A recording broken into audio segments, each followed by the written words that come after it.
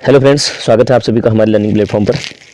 उम्मीद है आप सब अच्छे होंगे और बढ़िया से आपकी तैयारी चल रही होगी और समय समय पर रिवीजन भी करते रहिए। आज हम उत्तराखंड के जनरल नॉलेज के टॉपिक के अंतर्गत लेकर के आए हैं कृषि एवं उसके संबंधित जो क्षेत्र है उसके लिए जो भी योजनाएं और कार्यक्रम जो निर्धारित किए गए हैं सरकार के द्वारा, उनके पर बात करने के लिए। ठीक है, यानी कि कृषि संबंधी योजनाएं और कृषि से संबंधित जो क्षेत्र है, सिंचाई या अन्य चीज़ें जो होती हैं, पशुपालन, डेयरी विकास इत्यादि इत्यादि, तो ये कौन कौन सी ऐसी योजनाएं चलाई गई हैं सरकार के द्वारा, उस पर हम आज चर्चा करेंगे। तो आइए शुरू करते हैं।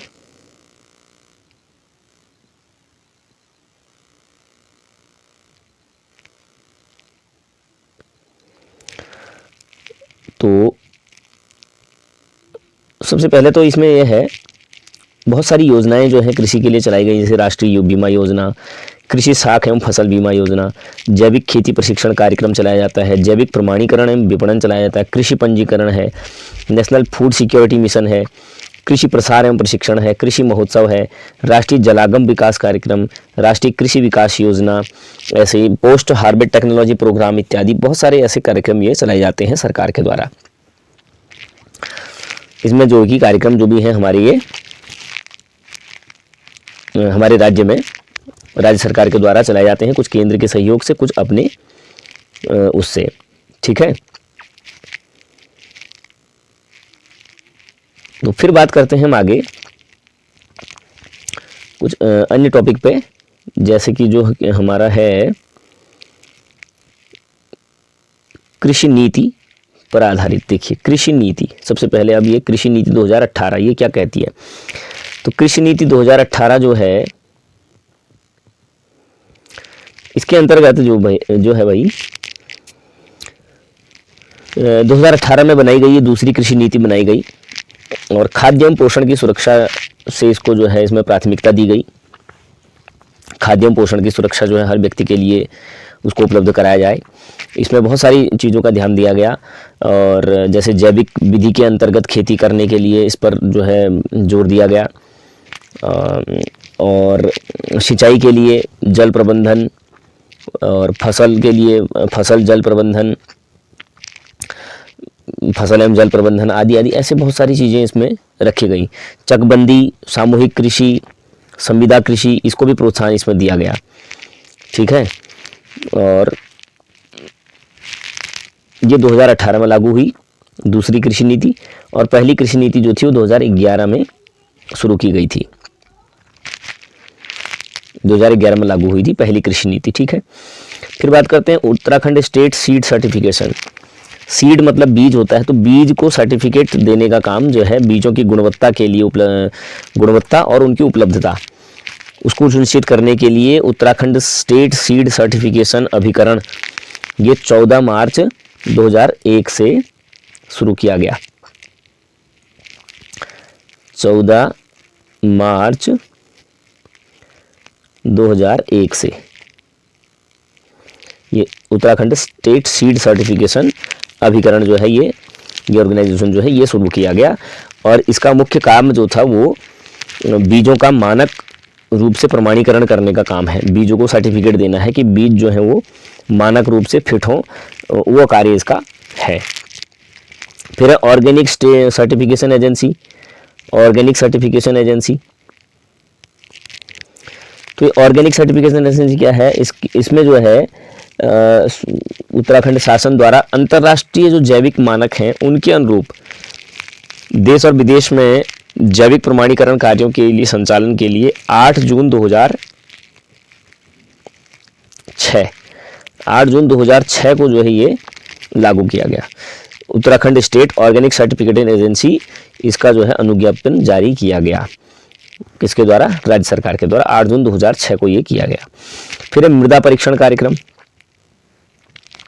मृदा परीक्षण के लिए क्या करा गया है, सभी जनपदों में एक मृदा परीक्षण प्रयोगशाला और सूक्ष्म तत्वों के विश्लेषण की सुविधा उपलब्ध कराई गई है। मृदा परीक्षण कार्यक्रम के अंतर्गत सभी जिलों में जो है क्या है, एक प्रयोगशाला बनाई गई है, मृदा परीक्षण प्रयोगशाला, जहां मिट्टी की जांच होती है, सॉइल की टेस्टिंग होती है कि मिट्टी कैसी है, किन चीज़ों की कमी है, तो इस तरह से वहाँ पर जो है किसान अपनी मिट्टी जो है जांच के लिए दे सकते हैं और उसमें जो भी कमियां हैं उनका निराकरण करके अच्छी खेती, अच्छी फसल या अच्छी पैदावार ले सकते हैं। तो इस प्रकार का ये एक योजना ये बनाई गई है, ये संस्था एक काम करती है। फिर है जैविक खाद एवं उर्वरक। जैविक खाद और उर्वरकों को, ताकि मिट्टी में जो है पोषक तत्वों की कमी ना हो, उनकी मात्रा पूर्ति होती रहे और रासायनिक जो खादें हैं उनका प्रयोग कम से कम हो, इसके बढ़ावा देने के लिए जैविक खाद एवं उर्वरक से संबंधित जो है कि उत्पादन की इकाइयां स्थापित की गई हैं। जैविक खाद और उर्वरक उत्पादन जो करती हैं ऐसी इकाइयां उत्पादन जो है स्थापित की गई हैं, ऐसे कुछ सेंटर्स खोले गए हैं, ऐसी यूनिट्स बनाई गई हैं। फिर है कृषि उत्पादन विपणन बोर्ड।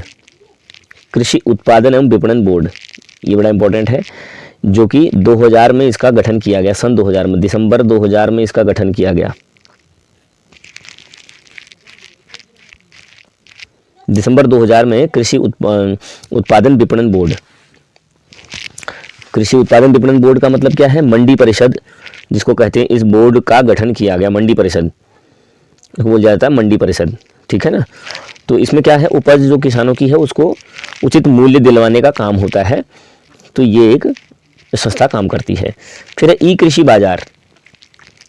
ई राष्ट्रीय कृषि बाजार। देखिए, ई मतलब इलेक्ट्रॉनिक और ई नैम इसको बोला जाता है, E NAM, NAM, E NAM, E कृषि बाजार। तो ये जो है राष्ट्रीय कृषि बाजार है, ये नेशनल एग्रीकल्चर मार्केट।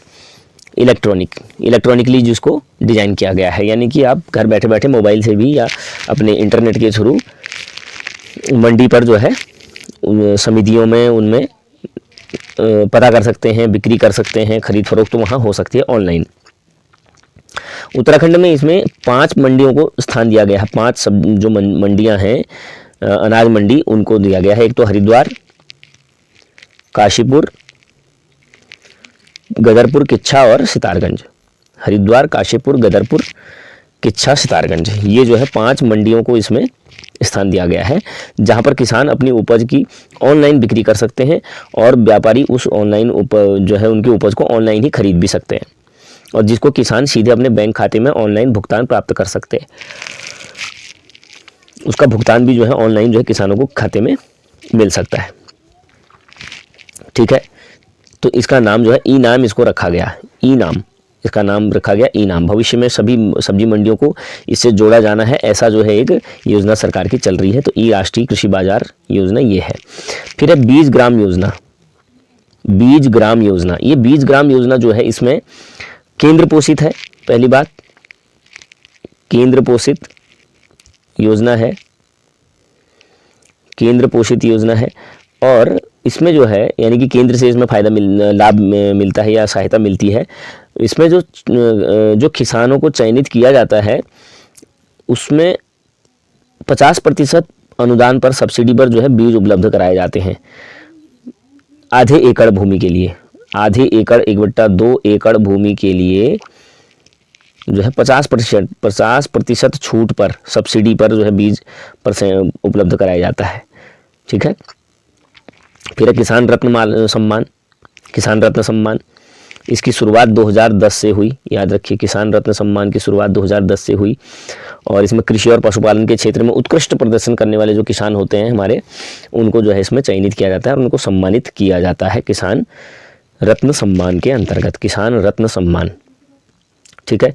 इसके अलावा कृषक सूचना एवं परामर्श केंद्र है, जहाँ पर कृषक जो है किसान जो है वो अपनी जानकारियाँ ले सकते हैं, परामर्श ले सकते हैं।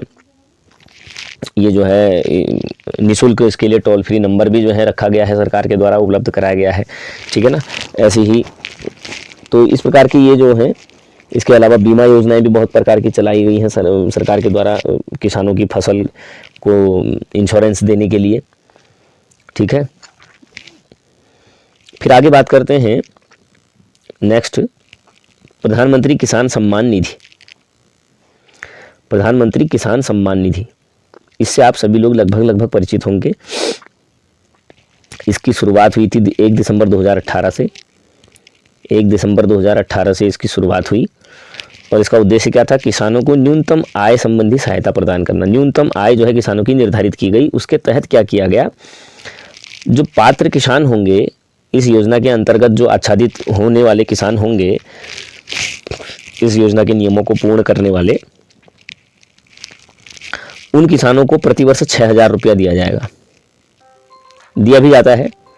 प्रतिवर्ष जो है 6,000 रुपया दिया जाता है, प्रतिवर्ष 6,000 रुपया दिया जाता है, जो कि 3 किस्तों में दिया जाता है। कितना? 3 किस्तों में 2-2 हज़ार रुपये की 3 समान किस्तें दी जाती हैं। उसमें जो है 6,000 रुपया प्रत्येक किसान को साल भर का दिया जाने लगा है। ठीक है, तो इसमें जो है 6,000 रुपये दिए जाते हैं साल भर में 3 किस्तों में। ये पूरी तरह से केंद्र द्वारा वित्त पोषित है, यानी कि केंद्र सरकार के द्वारा इसमें पूरी तरह से सहायता दी जाती है। 100% जो है इसमें केंद्र सरकार ही जो है इसका खर्चा वहन करती है। और इस योजना में जो है अभी तक अगर देखा जाए राज्य में, इसके अंतर्गत 2023 तक, दिसंबर 2023 तक इसके अंतर्गत 9 लाख से ज़्यादा किसान जो हैं वो पंजीकृत हो चुके हैं। 9 लाख से ज़्यादा किसान पंजीकृत हैं हमारे राज्य में। केवल हमारे राज्य की बात करें तो 9 लाख से ज़्यादा किसान इसमें जो है पंजीकृत हैं। 9.09 आंकड़ा यहाँ पे हमने लिखा है, 9.09 लाख किसान हैं और उनको 1,903.68 करोड़ रुपए आवंटित किए जा चुके हैं। इतने रुपए की धनराशि इन किसानों के खातों में जा चुकी है पिछले 2018 से लेकर के 2023 तक, पिछले विगत 5 वर्षों में। तो अब लगा लीजिए ये भी एक किसानों के लिए एक योजना चली हुई है और इससे तो बहुत सारा लाभ जो है कई सारे किसानों ने उठाया है। 6,000 रुपये साल के मिल रहे हैं 2-2 हज़ार रुपये की 3 किस्तों में।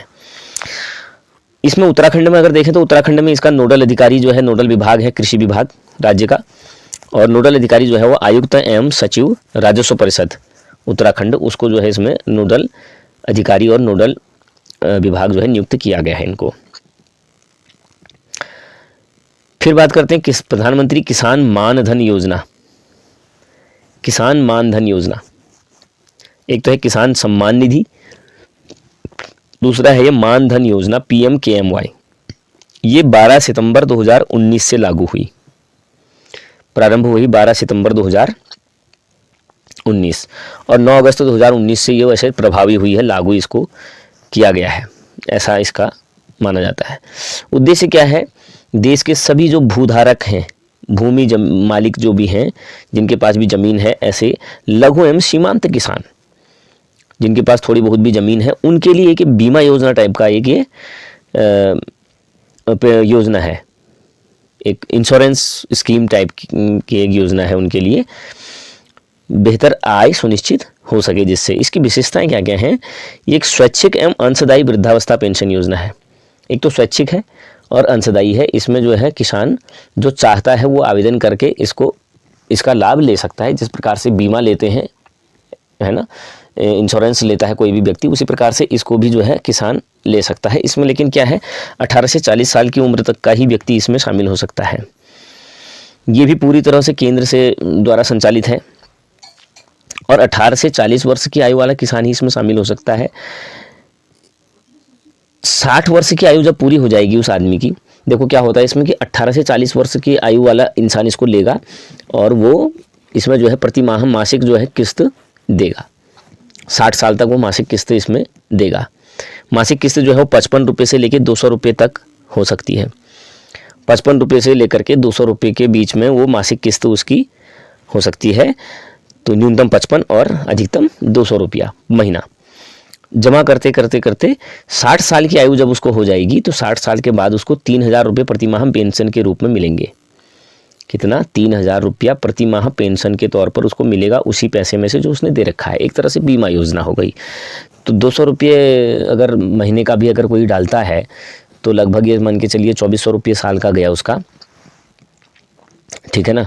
और 2,400 रुपये साल में अगर 18 साल की आयु भी किसी की अगर है तो 60 साल की उम्र तक भी वो पैसा देगा। तो करीब करीब ये मान के चलिए कि 42 साल उसने जो है किस्त भरी, तो 42 साल में उसके 2,400 रुपये के हिसाब से लगा लीजिए, तो उतना उसको फिर वो 3,000 रुपये पेंशन प्रति माह मिलेगी, ऐसा जो है उसमें प्रावधान है। हालांकि 18 साल की उम्र में जो व्यक्ति इसको लेगा उसको 200 रुपये प्रति माह की किस्त नहीं आएगी, उसकी किस्त जो है वो कम आएगी, वो as less than as 55 rupees बनेगी। ठीक है। दिसंबर 2023 तक इसमें 2090 किसान पंजीकृत हो चुके हैं। अपेक्षाकृत इसमें बहुत कम किसानों ने पंजीकरण कराया है अभी तक, अगर ऐसा देखा जाए तो केवल 2000 के आसपास इसमें किसान पंजीकृत हुए हैं। अन्य कार्यक्रमों की बात करते हैं। जो अन्य कार्यक्रम हैं वो क्या क्या कार्यक्रम चलते हैं अन्य कार्यक्रमों के अंतर्गत, देखिए पशुपालन। अब पशुपालन को देख लेते हैं। पशुपालन में जो है, आप जानते ही हैं पशुपालन क्या चीज़ है। तमाम किस्म के जितने भी प्रकार के पशुओं को पाला जाता है इंसान के द्वारा, ठीक है, तो वो सब पशुपालन में ही आता है। कृषि के साथ की जाने वाली एक महत्वपूर्ण क्रिया है और सहायक क्रिया है ये पशुपालन। तो व्यावसायिक स्तर पर पशुपालन किया जाता है। कुछ लोग तो अपने केवल घरेलू स्तर पर ही इसको करते हैं, लेकिन कुछ लोग व्यावसायिक स्तर पर पशुपालन करते हैं। तो व्यावसायिक स्तर पर पशुपालन करने के लिए 2019 में अगर पशु गणना के अनुसार देखा जाए, 2019 की पशु गणना, 2019 सन में पशु गणना हुई थी, तो पशु गणना के आधार पर अगर देखा जाए तो कुत्ते, हाथी, खरगोश और कुक्कुट आदि को छोड़कर, कुत्ते, खरगोश, हाथी, कुक्कुट मतलब मुर्गी, इनको छोड़ करके अगर देखा जाए तो कुल पशुधन संपदा जो है वो राज्य में 46,36,36,643 ये 2019 की पशु गणना के आधार पर है। 46 लाख के आसपास पशुधन है ये, इतने जो है पशु राज्य में पाले गए हैं लोगों के द्वारा। ठीक है। जिसमें से गोवंशीय जो हैं वो करीब करीब 18 लाख हैं, और महिष वंशीय जो हैं वो, महिष वंशीय मतलब क्या हुआ, महिष मतलब भैंस, भैंस वंश के जो हैं वो भी हैं, और गोवंश के तो 18 लाख हैं। भैंस वंश के जो भी हैं वो 8 लाख के आसपास हैं, और बाकी के 19 लाख के आसपास जो हैं वो अन्य पशुधन है, जिसमें बकरी, भेड़ इत्यादि ये सब आ जाते हैं। फिर बात करते हैं, अब ये पशुपालन जो कार्यक्रम है ये स्वरोजगार परक कार्यक्रम भी बन चुका है, यानी कि लोग इसको जो है स्वरोजगार के तौर पर भी देखते हैं और व्यावसायिक स्तर पर भी इस काम को किया जा रहा है। फिर है पशु विकास। पशु विकास के लिए सरकार के द्वारा उत्तराखंड पशुधन विकास बोर्ड, पशु कल्याण बोर्ड, पशुधन विकास बोर्ड, पशुधन विकास बोर्ड, इसकी स्थापना की गई, और पशु कल्याण बोर्ड की स्थापना भी की गई है। ठीक है। पशु की चिकित्सा के लिए उत्तराखंड पशु चिकित्सा परिषद का गठन किया गया है, ताकि पशुओं का विकास किस प्रकार से हो, उनका संरक्षण संवर्धन कैसे हो। सबसे पहले श्यामपुर देहरादून में इस प्रकार का जो आधुनिक जो ऐसा अति हिमीकृत कहते हैं उसको, यानी कि जो बिल्कुल शीत अगर उसको कहा जाए तो बहुत ठंडा, ऐसा जिसमें कि सेमन हो, अच्छे प्रजाति अच्छे नस्ल का सेमन, उसको उत्पादन का ऐसा केंद्र बनाया गया, ताकि उसको लेकर के अच्छी नस्ल के जानवर पैदा किए जा सकें। और इस केंद्र को भी ISO जो एक ये प्रमाणीकरण का सर्टिफिकेट देने वाली जो एक संस्था होती है 9001/2000, ये प्रमाण पत्र प्राप्त है उस संस्था को। किसको? ये जो देहरादून के श्यामपुर में ये किया गया था। और राज्य में अगर अभी देखा जाए तो कृत्रिम गर्भाधान जो सेंटर हैं, केंद्र हैं, वो 789 कृत्रिम गर्भाधान केंद्र हैं। कृत्रिम गर्भाधान यानी कि आर्टिफिशियल रूप से जिसमें गर्भाधान किया जाता है, ऐसे केंद्र जो हैं राज्य में 789 हैं अभी टोटल। तो इसके लिए ये पशु विकास कार्यक्रम चलाया जाता है कि इस प्रकार से पशुओं का जो है संवर्धन हो या उनका संरक्षण हो, उनका अच्छी नस्ल के पशु जो हैं लोगों के पास रहें, और जिससे कि उनको अधिक से अधिक फायदा हो, व्यावसायिकरण हो जाए पशुपालन का। ठीक है। ऋषिकेश में इस प्रकार का एक संस्थान स्थापित किया गया है। गौ सेवा आयोग का गठन किया है गौवंशी पशुओं के वध को रोकने के लिए। हालांकि वो जो कितना सफल है या है नहीं है उस पर हम वो बात हमारा चर्चा का विषय नहीं है, लेकिन ये खोले गए हैं बहरहाल इस प्रकार के संस्थाएं। ठीक, चारे की व्यवस्था के लिए पंतनगर में 2 चारा बैंकों की स्थापना भी की गई है, पंतनगर में चारे की व्यवस्था के लिए। तो इस प्रकार से पशु विकास के लिए भी बहुत सारे कार्यक्रम चलाए गए। अब बात करते हैं डेयरी विकास की। डेयरी विकास मतलब जिसमें कि दूध और दूध से संबंधित जो अन्य प्रोडक्ट होते हैं उनका कार्य किया जाता है। तो डेयरी विकास जो है, सबसे पहले दुग्ध संघ की स्थापना 1949 में हल्द्वानी में हुई थी। 1949 में कहाँ? हल्द्वानी में सबसे पहला क्या? दुग्ध संघ, हल्द्वानी में सबसे पहला दुग्ध संघ की स्थापना हुई थी हल्द्वानी में 1949 में। वर्तमान में जो है इनका जो कार्यक्रमों का क्रियान्वयन वगैरह होता है डेयरी विकास विभाग करता है।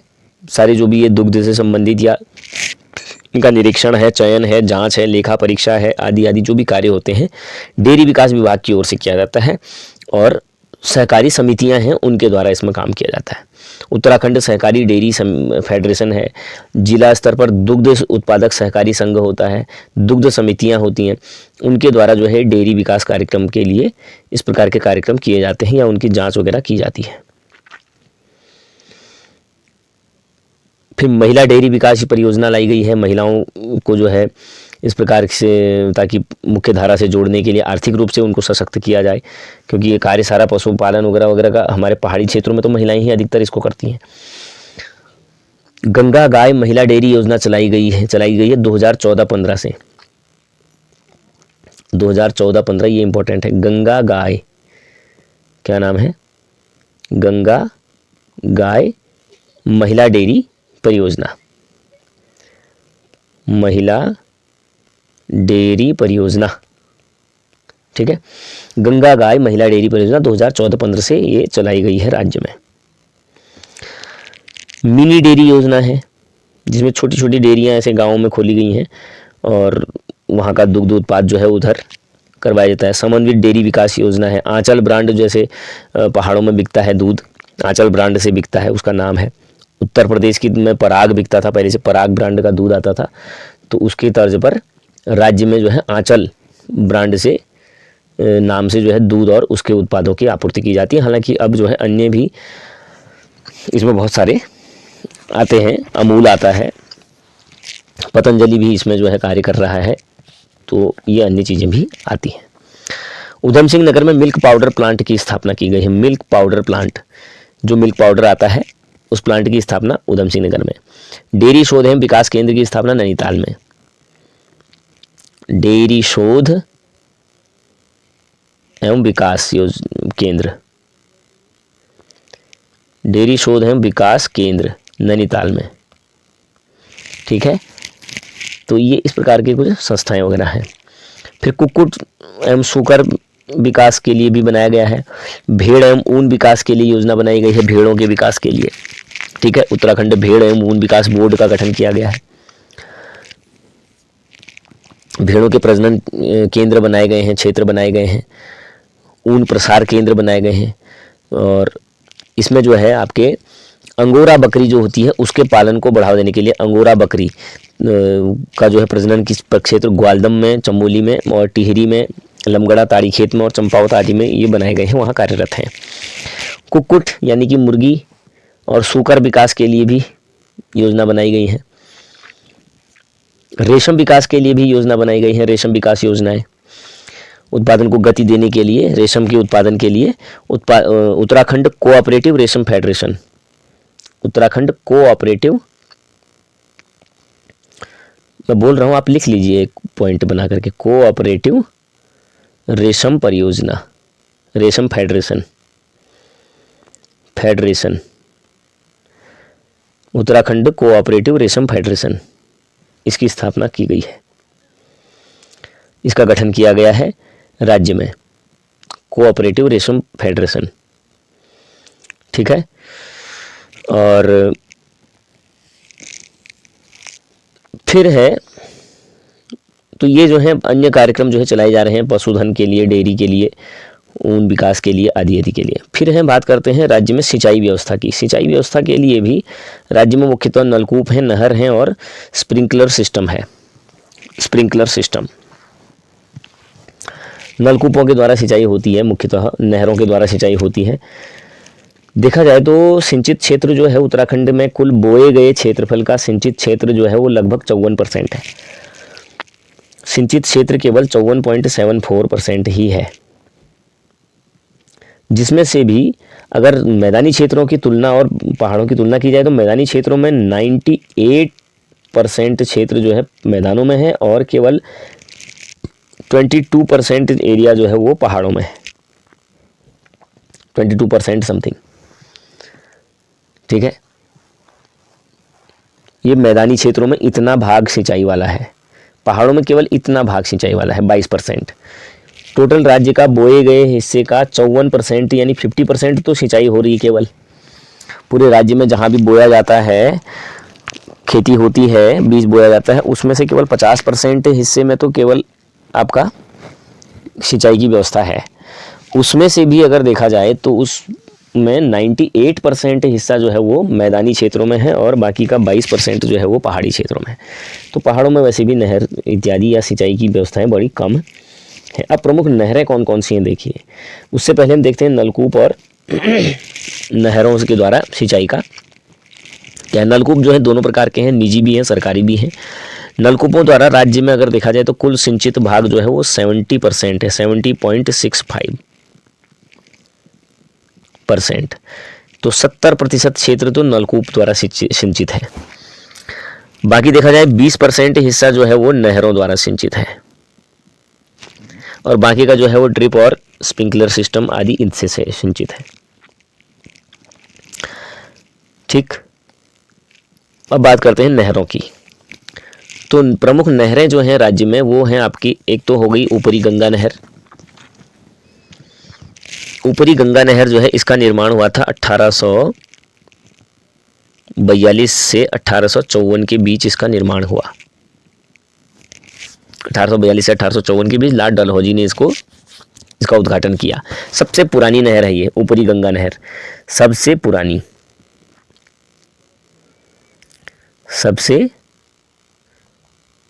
पुरानी नहर, राज्य की सबसे पुरानी नहर है ऊपरी गंगा नहर। ठीक, ये जो है हरिद्वार के पास में है ऊपरी गंगा नहर। इसको हरिद्वार के गंगा के दाहिने छोर से इसको निकाला गया है। ठीक है, और वहां से ये कानपुर तक आई है ये नहर, कानपुर तक। 1983 में इसका आधुनिकीकरण कार्य हुआ और उत्तर प्रदेश क्षेत्र के अलावा हरिद्वार में 6 से 36 किलोमीटर के बीच समानांतर नहर तथा इसके बीच 4 बड़े ड्रेनेजों रानीपुर, पथरी सुपर पैसेज और सोलानी जल सेतु और रतमऊ जल सेतु के निर्माण का कार्य पूर्ण किया गया 1983 ईस्वी में।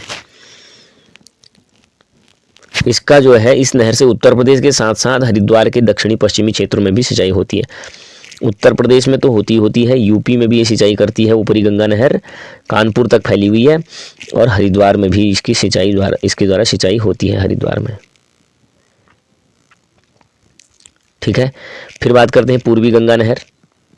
पूर्वी गंगा नहर भी जो है ये हरिद्वार में ही नवनिर्मित नहर है। ठीक है, जो कि बाईं ओर से निकाली गई है, जो चंडोक, नगीना, नजीबाबाद, नाहटोर और अलावलपुर आदि इन जगहों से निकलती है। नगीना धामपुर होते हुए आगे को निकलती है। बिजनौर और मुरादाबाद जिलों में तक इसकी सिंचाई उपलब्ध कराई गई है। इस शहर से उत्तर प्रदेश में बिजनौर और मुरादाबाद तक सिंचाई होती है इस गंगा नहर से, पूर्वी गंगा नहर के पानी से। फिर है शारदा नहर प्रणाली। शारदा नदी पर चंपावत बनबसा चंपावत में जो है शारदा नदी के थ्रू उत्तराखंड नेपाल सीमा पर जो है ये बनाई गई है शारदा नदी, काली नदी से। शारदा नदी जिसको काली नदी कहती है, 1928 में ये बनाया गया, 1928 में। तो इसे जो है चंपावत, उधम सिंह नगर तक आदि इन जिलों को जो है सिंचाई की सुविधा उपलब्ध होती है। साथ ही यूपी के कुछ भागों में भी जो है सिंचाई इससे की जाती है। जमरानी बांध परियोजना, ये नैनीताल और उधम सिंह नगर जिले में सिंचाई की व्यवस्था देती है। जमरानी बांध नानक सागर बांध भी आपका खटीमा और नंधौर नदी पर है, नैनीताल और उधम सिंह नगर की सीमा पर। ठीक है, इससे निकलने वाली नहरों से नैनीताल और उधम सिंह नगर आदि जिलों में भी, नानक सागर से भी जो है नैनीताल और उधम सिंह नगर के में सिंचाई की जाती है। टिहरी बांध परियोजना, ये तो आप जानते ही हैं, टिहरी सबसे बड़ा बांध है। 1972 में इसका शिलान्यास हुआ था और 2006-07 में इसका प्रथम चरण पूरा हुआ था। ठीक है, इससे बिजली भी बनती है। 260 मीटर ऊंचा है ये, 260.5 मीटर ऊंचा। एशिया का सबसे बड़ा जो है ये बांध परियोजना है, एशिया की सबसे बड़ी टिहरी डैम, जो कि टिहरी में है। और इसमें से पेयजल की व्यवस्था की जाती है, विद्युत उत्पादन होता है, 2400 मेगावाट का विद्युत उत्पादन हो रहा है। पेयजल उत्पादन जो है वो दिल्ली, उत्तर प्रदेश आदि राज्यों को किया जाता है। बिजली भेजी जाती है और लगभग 2.3 लाख हेक्टेयर भूमि को सिंचाई सुविधा उपलब्ध कराने का लक्ष्य है इसका। 3.5 लाख 2.70 हेक्टेयर भूमि को जो है सिंचाई व्यवस्था देने का काम है टिहरी बांध योजना से। तो ये जो है बड़ी अपने आप में बहुत बड़ी योजना है टिहरी बांध परियोजना, इससे भी बहुत सिंचाई होती है। भीमताल भी एक छोटी सी, ये कि कुमाऊं क्षेत्र का सबसे बड़ा झील है ये, तो इससे भी जो है नैनीताल और आदि क्षेत्रों में उसके आसपास जो है सिंचाई की जाती है। हल्द्वानी, नैनीताल आदि क्षेत्रों में, नैनीताल के कई जिलों में, कई क्षेत्रों में जो है नैनीताल जिले के सिंचाई इससे की जाती है भीमताल के जल से। फिर है आपका रामगंगा की नहरें। रामगंगा भी बहुत महत्वपूर्ण नदी है इधर उत्तराखंड में। तो रामगंगा से भी कालागढ़ के आसपास में बांध बनाकर जो है नहरें बनाई गई हैं। इनसे भी बहुत सिंचाई का काम होता है। उत्तर प्रदेश में भी जाती हैं ये नहरें रामगंगा से बनी हुई, और उत्तराखंड में तो करती हैं। इसके अलावा जहाँ नदी का ओरिजिन है वहाँ तो भी छोटी मोटी सिंचाई की व्यवस्थाएं तो होती ही रहती हैं इन नदियों से। इसके अलावा अन्य छोटी छोटी नदियों से भी जो है सिंचाई का काम जो है किया जाता है। तो ये था आज का हमारा वीडियो। उम्मीद है आपको पसंद आया होगा। मिलते हैं नेक्स्ट वीडियो में, तब तक के लिए thank you, take care, bye.